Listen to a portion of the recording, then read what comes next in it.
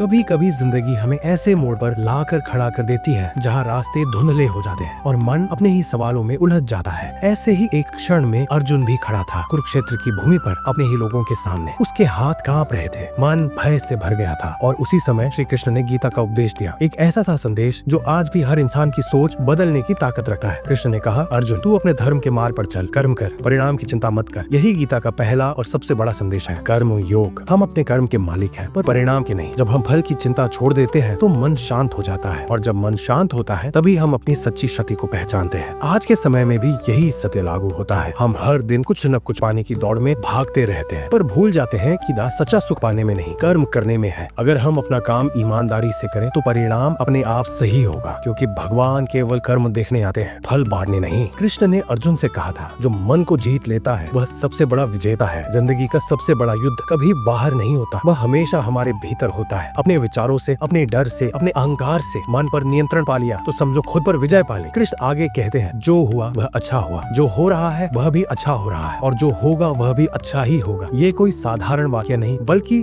जीवन को देखने का दृष्टिकोण है। जब हम विश्वास कर लेते हैं कि हर परिस्थिति में भगवान का कारण है, तो दुख में भी शांति महसूस होती है। गीता हमें यह नहीं सिखाती कि जीवन से भागो, बल्कि यह सिखाती है, युद्ध करो पर न्याय के लिए, कर्तव्य से मत डरो, क्योंकि कर्तव्य ही सच्ची पूजा है। चाहे दुनिया साथ न दे, पर अगर तुम्हारे कर्म सच्चे हैं तो कृष्ण तुम्हारे साथ है। जीवन में जब भी लगे कि सब खत्म हो गया, बस याद रखना, कृष्ण अर्जुन से भी बोले थे, उठो अर्जुन, निराश मत हो। वही वाणी आज तुम्हारे लिए भी है, हर बार गिरो पर फिर उठो, क्योंकि जहाँ श्री कृष्ण है वहाँ हार संभव ही नहीं। तो आज से कर्म करो बिना भय के, भरोसा रखो कृष्ण पर, और याद रखो तुम्हारा हर संघर्ष तुम्हारे आत्मबल को मजबूत कर रहा है। गीता का यही संदेश आज भी उतना ही सत्य है, कर्म ही पूजा है और मन की शांति ही परम धन है। जय श्री कृष्ण।